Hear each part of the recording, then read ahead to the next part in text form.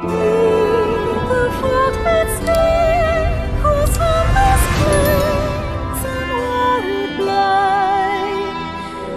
endgame in Dragon's Dogma. How is that going to be? How is the endgame in Dragon's Dogma 2 going to be? Well, first and foremost, is there going to be an endgame in Dragon's Dogma 2 on itself?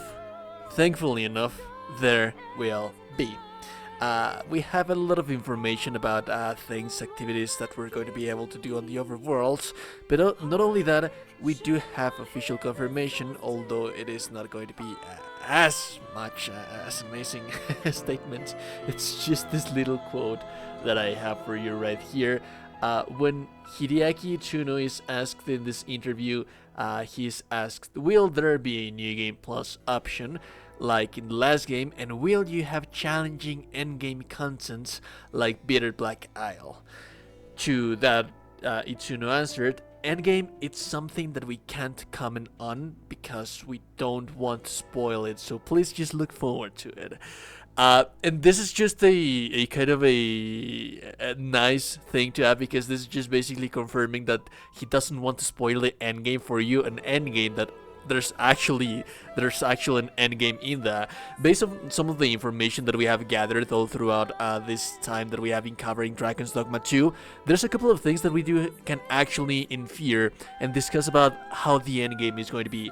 Let's reminisce a little bit on the endgame that we had in Dragon's Dogma, the original Dragon's Dogma 2012. The footage that you have on the game, on the gameplay background, that's me fighting against the Earth Dragon. Initially, before Bitterblack Isle, he's asked the endgame about Bitterblack Isle because that's the endgame after the DLC. Before there was any DLC, this was the endgame for the people that we would play the base game on itself without the DLC. The Earth Dragon is essentially this very challenging fight. You will see that I'm not struggling that much in here because this is my endgame character. It's min-maxed, so it has the most damage possible, the best items, the best weapons, so on and so forth. It wouldn't be as easy as it seems to be on the gameplay that you're seeing in the backgrounds. Usually the mechanics for the Earth Dragon is that you have this huge health pool of a dragon that has lots of hearts divided in the entirety of the body, and you have to deal damage to them. You had 15 minutes to do so. If you didn't manage to kill him on the first 15 minutes, he would fly away, and once you came back, he would have the same damage that you left him with. The reward of this, it was a very challenging boss fight. It deals tremendous amounts of damage. He can basically one-shot you, and it takes too long for you to deal with him if you don't have at least 100 level character. At least that's what you should be striving to fight him against once you reach the endgame, at the very least. And you do have to farm for like quite some items before you actually attempt to do the boss fight on itself.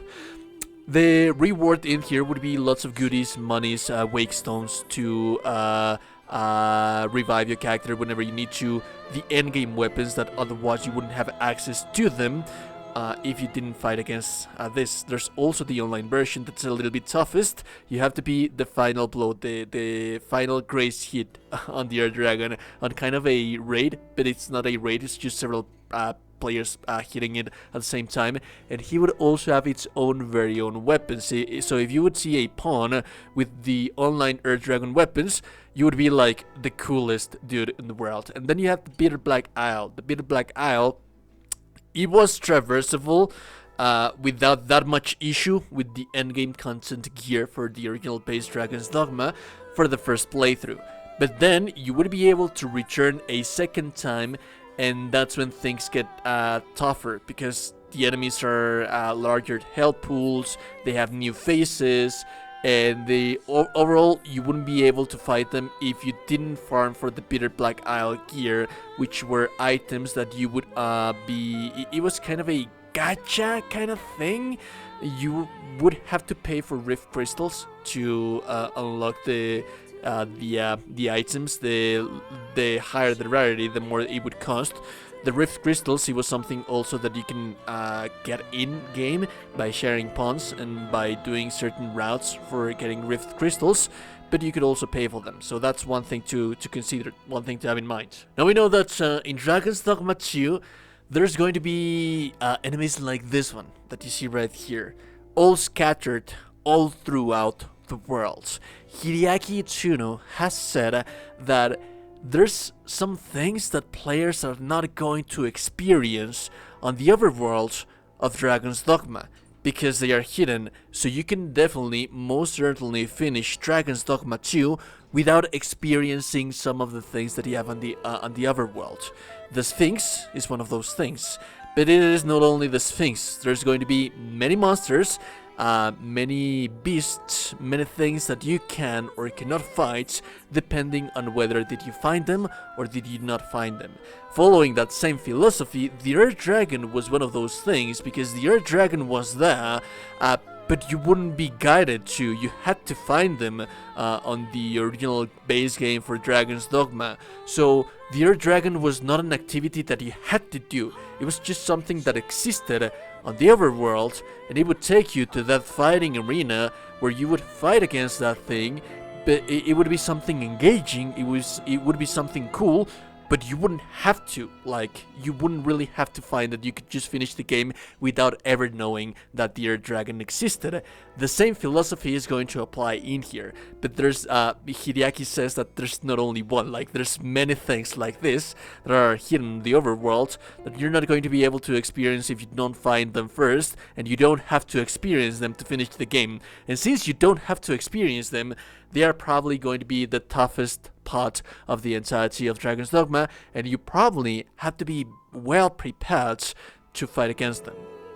Also, we don't know if this is kind of a thing, so yeah, there's that thing to consider. There's the possibility, the chance that the game will feature 999 levels like we have discussed in previous videos, so the endgame content might be balanced around that. We know that the base Dragon's Dogma 2 will be 4 times bigger than the original Dragon's Dogma, meaning that you get the maximum level 200 on the original Dragon's Dogma, 999, kind of like 5 times that.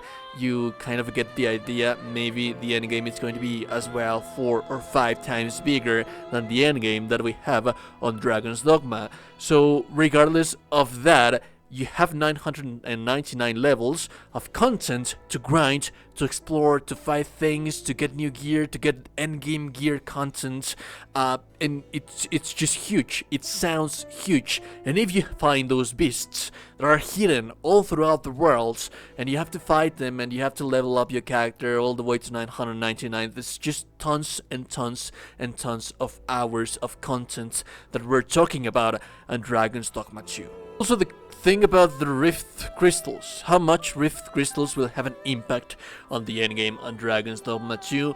We know that you use Rift Crystals to purchase higher level pawns. We know that Rift Crystals are a thing, and you can purchase Rift Crystals. As a matter of fact, if you purchase the deluxe edition of the game, you will be rewarded with some Rift Crystals. You can also get Rift Crystals by sharing your pawn, like you would be able to do so on the first Dragon's Dogma game, which is why I advise you, which is why I encourage you to join the Discord, the community that we have here in RPJames, so that you can share your pawn. Maybe you can get some cheeky little Rift Crystals around here and there. I would advise for you to at least give some importance to the Rift Crystals that you are going to get, because I'm not sure that Rift Crystals are going to be as heavy as they were on the endgame of the Bitterblack Isle. We do not know that, but if it is, it's better if you prepare yourself throughout the rendition of the first playthrough of your game. But based on all of the information, we could probably infer that the endgame, which is confirmed, we have an endgame on Dragon's Dogma 2, it's probably going to be 4 times bigger than the endgame that we had in the base game, vanilla base game of Dragon's Dogma and Dragon's Dogma Bitterblack Isle. Anyways, if you like the content, like it, I super appreciate it. And also, today you're a gorgeous and beautiful person. You're indeed a gorgeous and beautiful, beautiful person. I'll be seeing you lovely, lovely, beautiful people in the next one. Join the Discord, like the video, subscribe to the channel. Goodbye.